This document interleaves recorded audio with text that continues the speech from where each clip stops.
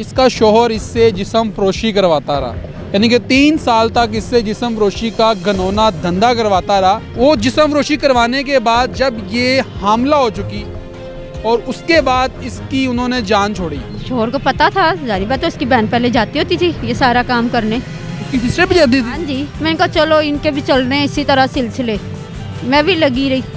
अभी मैं झूठ बोलूं, मैं भी जाती रही उसी के साथ। मेरा हमल ठहर गया तो वो हमल इतना हो गया था कि मतलब काम मेरा ज़ाया नहीं हो सकता था। जिथे मर्जी जाए, अस्सी नहीं रखनी, तू क्यों लेके जाएंगी, तू क्यों है गंद नू समेटेंगी। अब गंद बन गया था, जब सामने आ गई, ओपन हो गई तो गंद हो गया। वो ये खुद ही बेचती थी? हाँ जी। शोहर को पता था सारे? इसको पता था सारा, इसको अपनी बहनों की इज्जी बिज्जी पता था कि। अस्सलाम वालेकुम नाज़रीन, मैं हूं आपके साथ आपका मेज़बान नईम भट्टी और आप देख रहे हैं देखो टीवी। नाज़रीन, इस वक्त आप जिस खातून को मेरे साथ देख रहे हैं, इसका शोहर इससे जिस्म फरोशी करवाता रहा, यानी कि 3 साल तक इससे जिस्म फरोशी का घनौना धंधा करवाता रहा। और उसके बाद जब वो बैरूने मुल्क चला गया तो इसकी सास और नंद जो है इससे जिस्म फरोशी करवाती रही। वो जिस्म फरोशी करवाने के बाद जब ये हामला हो चुकी और उसके बाद इसकी उन्होंने जान छोड़ी, यानी कि सारे सुनहरियों में इसके शोहर ने इससे जिस्म फरोशी क्यों करवाई और वो बैरूने मुल्क कैसे गया और अब ये बहन किस नहज से गुजर रही है, और सारी कहानी इस बहन की ज़ुबानी जानते हैं कि ये सारा वाक़या क्या है। अस्सलाम वालेकुम। वालेकुम। क्या नाम है? मेरा नाम बुशरा। अच्छा बुशरा, कितनी देर होगी शादी? मेरी शादी को 7 साल। कितने बच्चे हैं? 2 बेटा बेटी। अच्छा, पहले शोहर जिस्म फरोशी करवाता रहा, फिर सास और नंद, ये क्या कहानी है? शोहर को पता था, जारी बात है, उसकी बहन पहले जाती होती थी ये सारा काम करने। उसकी सिस्टर भी जाती थी? हाँ जी, वो तो 15 साल से इस काम में मुलव्विस है। तो उसे पता होता था। फिर ये मुझे भी आहिस्ता आहिस्ता ले जाना शुरू हुई। मैंने कहा चलो इनके भी चल रहे हैं इसी तरह सिलसिले, मैं भी लगी रही। अभी मैं झूठ बोलूं, मैं भी जाती रही उसी के साथ। मैं हाँ जी, ये रात को मतलब नशा करके देर से आता था। जब शादी हुई थी नशा भी करता था? हाँ जी, 3 साल तक। तो फिर ये अब 4 साल से बाहर था, तो मेरे इसी दौरान मेरे दोनों बच्चे भी हो गए। पहले जब वो पाकिस्तान था तब जिस्म फरोशी करवाता था? हाँ जी, जब भी फिर बाहर चला सुबह के टाइम।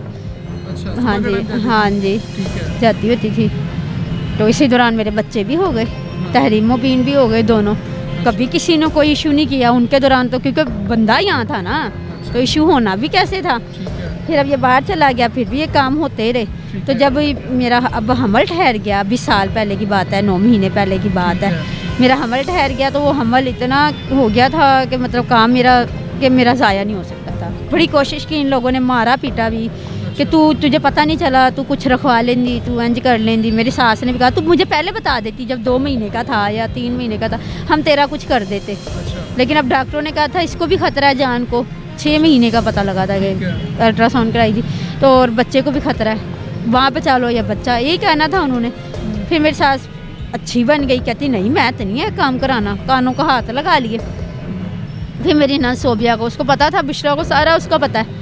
उन्होंने कहा कि ना बुशरा मैं तुम्हें अपने घर ले जाऊँगी। उन्होंने कहा अम्मी मैं इसको अपने घर लेके जा रही हूँ, बच्चों को भी इसको भी, मैं इसका ये काम करा दूँगी किसी भी तरीके ना, इसका टाइम निकाल दूँगी। तो मेरी सास कहती नहीं नहीं नहीं नहीं, जिथे मर्जी जाए, अस्सी नहीं रखनी, तू क्यों लेके जाएंगी, तू क्यों है गंद नू समेटेंगी। अब गंद बन गया था, जब सामने आ गई, ओपन हो गई तो गंद हो गया। वो बच्चा गंद बन गया था। खुद ही जिस्म फरोशी करवाती? खुद ही सारा पता था इन लोगों को। फिर ये गंद बन गया इन लोगों के लिए। फिर मैंने कहा अब तो मैंने तो पैदा करना ही है। फिर इन्होंने मुझे निकाल देना, फिर बुला लेना घर, निकाल देना कि ये तीम है, मस्कीन है, पता नहीं इनके दिलों में क्या रहम आ जाना या इनके ड्रामे होने थे। इन लोगों ने मुझे शाम को घर बुला लेना, फिर इन्होंने उसके खिलाफ मुकदमा करवाया, उससे इन्होंने 5 लाख खाए। ये सास ने मुकदमा करवाया? वो जहाँ से बच्चा पैदा हुआ था। कौन था वो? किसी और? हाँ जी। आसिफ कौन है? आसिफ जिसके पास ये लोग भेजती थी मुझे। अच्छा, उसका बेबी था। ये खुद ही बेचती थी? हाँ जी। शोहर को पता था सारे? इसको पता था सारा, इसको अपनी बहनों की इज्जी बिज्जी पता था कि कहाँ जा रही हूँ मैं। उनका नाम क्या? उसका नाम कबीर। कबीर नाम? इतना अच्छा बन गया है कि हाँ जी, हाजी ने सऊदी अरब जो रह के आया 4 साल, कि उससे अच्छा ही कोई नहीं है। अब इतना पाक साहब बन गया कि नहीं मैं तो भेजता था, मैं थाने में, उसने मुझे परसों कहा कि मैं तो इसको खर्चा भेजता था। मैं कहा अपनी माँ थाने क्यों गए? थाने में केस करना था कि इसने बाहर चले जाना था, दोबारा बाहर जाएगा, सीट कंफर्म करवा के आया जनवरी की, ये नहीं पता कब की है। तो इससे मैंने बच्चे लेने थे, मैंने बच्चे नहीं देखे, अभी 6 महीने हो गए हैं पूरे इस बात को। अगस्त का मुझे निकाला, 21 अगस्त का। ना मेरा कोई ठिकाना ना कुछ। तो बहरहाल अब ये बच्चा भी हो गया, अब मैं चाहती हूँ कि मेरे को इंसाफ मिले, बच्चे मिले। क्या इंसाफ क्या लेना चाह रही लेनी है इससे मैंने, डिवोर्स लेनी? हाँ जी, कहता मैंने इसको लटकाए रखना है, ना मैंने इसको घर में घुसाना है ना कुछ करना है इसको। मैंने शोहर ने घर से निकाल दिया? हाँ जी, इसकी घर से क्यों निकाला? निकाल दिया था कि जा जिथे मर्जी जम बच्चा। जब तुम हामला होगी? हाँ जी, जा जिथे मर्जी गंद अपना रख, ते इधर ना बढ़ी। माँ ने कहा तो मैं तुझे रखना ही नहीं, मैं कुंडी नहीं खोलनी तू आएंगी तो। फिर मैं चली गई, मैं बैठी रही किसी मदरसे के बाहर, असर का टाइम हो गया। फिर वो एक आंटी सी थी, वो गुजर रही थी। अल्लाह बोले अल्लाह ही फरिश्ते बनाता है इंसान के रूप में भेज। वो मेरे पास आके बैठी, कहती हाँ, उन्होंने कंडीशन भी मेरी ऐसी थी। फिर मुझे अपने घर ले गई, कहती घर आके मुझे सारा बताओ। अब तक मैं उन्हीं के पास हूँ, उन्होंने मेरा केस करवाया, उन्होंने सारा कुछ। अब वो कहती हैं भाई बच्चा किधर? बच्चा मैंने सर्विस हॉस्पिटल में, मेरा केस हुआ था, वो मैंने पहले ही बात कर ली थी। मैं सर्विस हॉस्पिटल जाती थी ना इलाज के लिए, तो वहाँ पे किसी को ज़रूरत थी, मैंने उधर दे दिया। बेचा उनको या वैसे ही दे दिया? सारे कहते हैं बेचा, लेकिन ये खुदा जानता है मेरा कि मैंने नहीं बेचा, मैंने उसको दे दिया। मैंने कहा नहीं, मेरी तो ज़िंदगी का पता ही नहीं, कोई ठिकाना ही नहीं है। तो मैं मीडिया पे आने का मकसद क्या है अब आपका? यही मकसद है कि मैं उन 2 बच्चों से बहुत प्यार करती हूँ। अच्छा। मुझे वो बच्चे चाहिए। तो आप कोर्ट जाओ ना, फैमिली कोर्ट में केस करो, क्यों नहीं करती? वहाँ पे केस दायर करो। तो मेरे पास इतने पैसे ही नहीं है, मैं किस तरह करूँ, क्या करूँ? अच्छा, कुछ भी नहीं है मेरे पास। तो शोहर डिवोर्स भी नहीं दे रहा? वो डिवोर्स भी नहीं दे रहा, अपनाता भी नहीं है? नहीं ना अपनाता है, वो इस तरह ही लटका रहा है।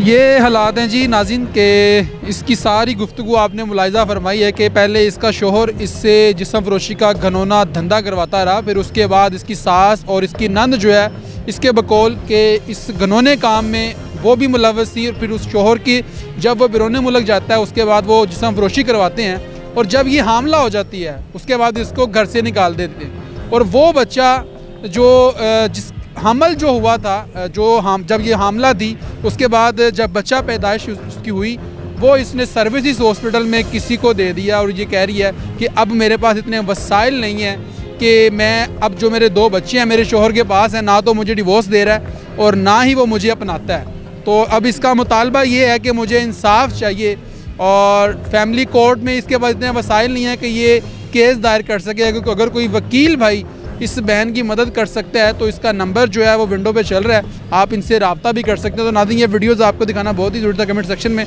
अपनी राय से जुड़ कर कीजिएगा, अपने मेज़बान नईम भट्टी को दीजिए इजाज़त और देखते रहिए देखो टीवी।